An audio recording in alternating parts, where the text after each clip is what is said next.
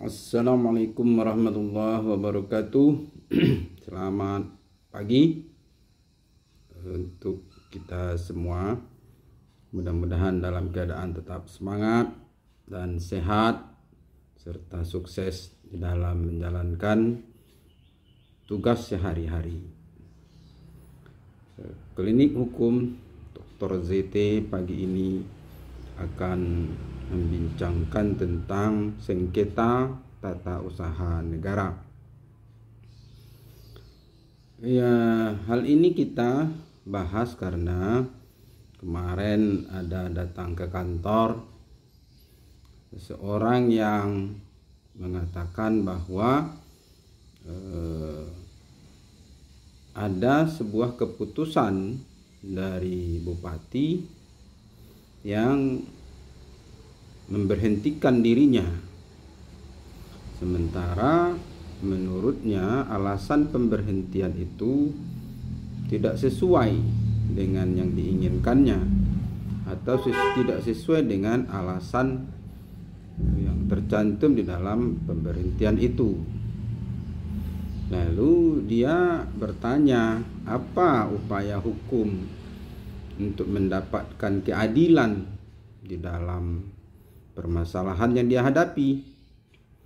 Apakah dia boleh melaporkannya ke pihak kepolisian atau dia melaporkan ke gubernur atau ke Mendagri sekalian, atau juga dia akan melaporkan ke ombudsman sebagai lembaga yang mengawasi kinerja pemerintahan. Sebagai lawyer, tentu kita harus memahami bahwa permasalahan yang dihadapi ini apakah termasuk perbuatan hukum yang termasuk kategori pidana. Kalau masuk kategori pidana, maka boleh Bapak ini kita dampingi ke pihak yang berwajib, polisian, untuk melaporkan bahwa keputusan bupati itu tidak benar.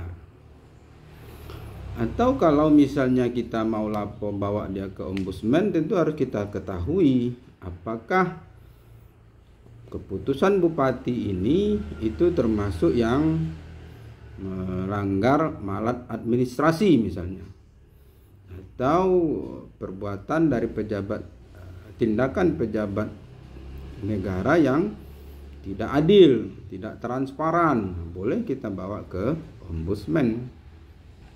Jadi dalam perkara ini tentu kita akan memahami bahwa permasalahan yang dihadapi oleh Bapak ini adalah karena adanya keputusan.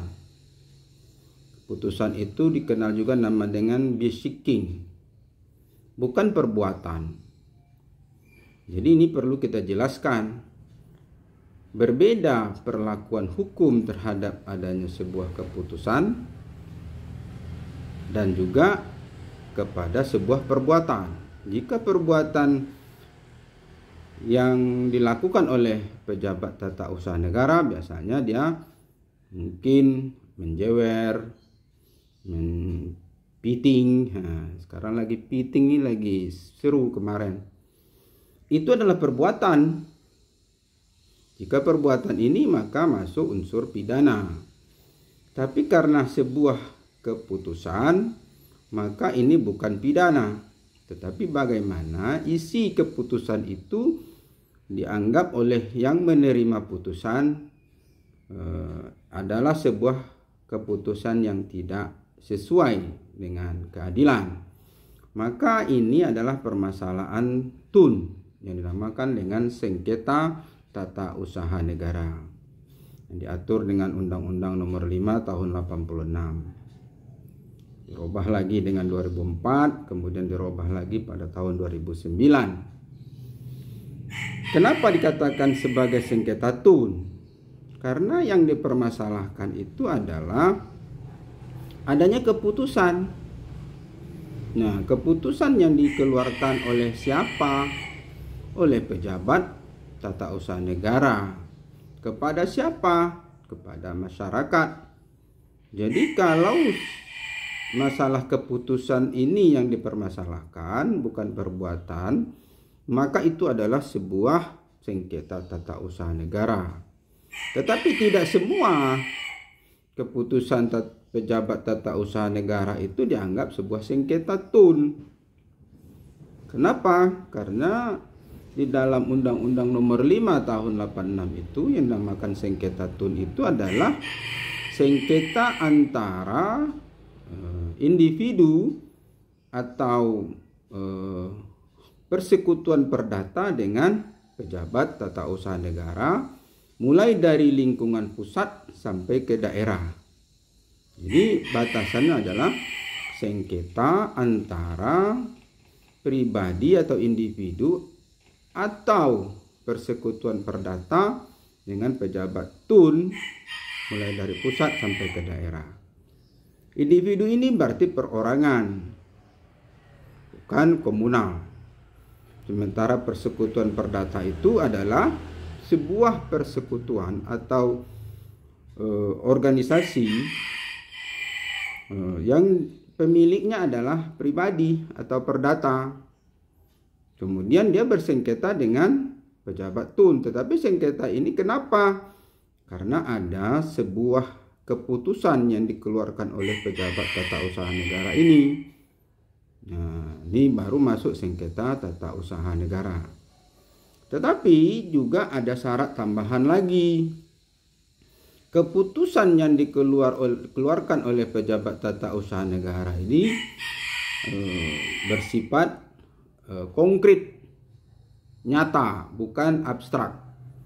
Jadi bukan sebuah keputusan yang tidak hanya berbentuk formal, artinya hanya dilihat dari segi adanya surat keputusan, bukan begitu saja. Tetapi kalau keputusan itu sudah berupa konkret, bukan abstrak, jelas, ada tanda tangannya, ada pernyataan yang diputuskannya, itu juga termasuk keputusan. Misalnya memo, dia memo di situ, bupati mememokan bahwa perusahaan yang ikut tender si A kalah. Ada tanda tangannya, ada tulisannya. Itu sudah termasuk konkret. Apalagi kalau sudah sebuah keputusan, jelas nampak keputusan bupati begitu. Itu sudah termasuk sebuah keputusan yang konkret. Yang kedua, syaratnya harus individual. Jelas individu yang dituju. Nama, alamat, umur. Karena misalnya kalau namanya saja, banyak namanya Joni Sugiarto. Nah, banyak namanya Joni Sugiarto. Jadi itu belum individual. Harus jelas. Individual itu namanya jelas, alamatnya sama, domisilinya, umurnya, pekerjaannya, kemudian juga jabatannya kalau ada. Jadi nggak mungkin orang lain Joni Sugiarto itu 2 orang. Nah, jadi jelas. Jadi konkret, individual. Kalau misalnya corporate atau persekutuan perdata, jelas anggaran dasarnya bahwa mereka itu adalah persekutuan perdata, gitu ya. Kemudian konkret, individual dan final. Nah, tidak ada lagi bahwa keputusan itu adalah yang terakhir. Tidak ada lagi persetujuan di atas itu. Ya, misalnya bupati, memang dialah penguasa pemerintahan tertinggi di kabupaten, tidak ada lagi gubernur. Jadi kalau keputusannya itu tidak perlu lagi membutuhkan persetujuan gubernur atau atasannya, berarti sudah termasuk sebuah keputusan yang final. Itu. Jadi kepada Bapak tadi, memang kita harus membawa permasalahan ini ke peradilan tata usaha negara. Karena bukan perbuatan, sudah hanya termasuk kepada sebuah keputusan pejabat tata usaha negara. Timbul pertanyaan sebagian, bagaimana kita menentukan pejabat tata usaha negara itu yang bersifat konkret tadi mengeluarkannya, itu bisa dilihat dari sumber penggajiannya. Jika pejabat tata usaha negara itu digaji dari anggaran negara, maka dia termasuk pejabat tata usaha negara. Jadi kalau misalnya bukan, berarti dia tidak termasuk. Misalnya rektor universitas swasta, dia termasuk pejabat negara apa tidak? Dilihat dari sumber penggajiannya. Kalau dia corporate, persekutuan perdata, maka dia tidak masuk sebagai pejabat tata usaha negara.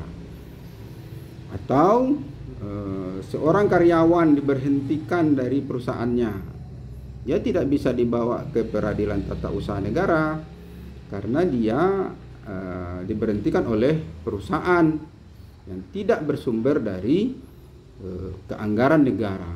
Jadi dia termasuk kepada perdata. Jadi kalau perdata sama perdata itu ke pengadilan negeri gitu.